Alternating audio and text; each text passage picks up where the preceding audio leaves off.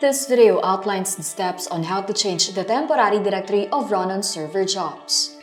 Stop the AhsayCBS service. Open the Services app.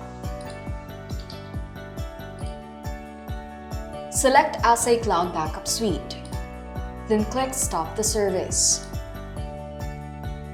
Go to the default path of the AhsayCBS folder.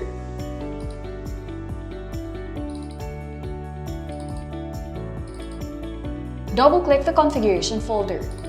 Open the cbs.opt file.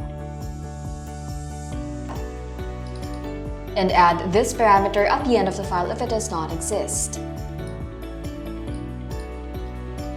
Followed by the drive letter along with the folder name. Or edit instead if it is already in the cbs.opt file. Make sure that the directory you will use exists in the server. Save the changes to the file. Then start the AhsayCBS service. Open the Services app. Select Ahsay Cloud Backup Suite. Then click Start the service.